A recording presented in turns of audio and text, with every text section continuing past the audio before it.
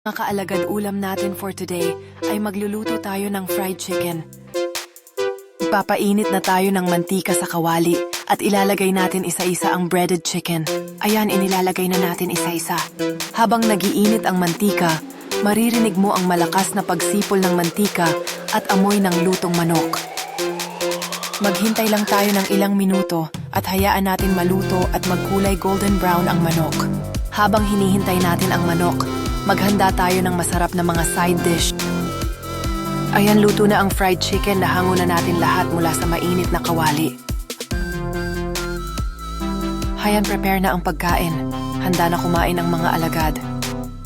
Isang espesyal na pagbati ng maligayang ika-11 kaarawan kay Chuchay.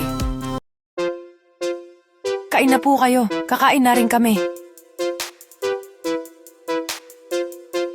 Nabusog ba ang lahat? Kita-kits sa susunod na video. Paalam!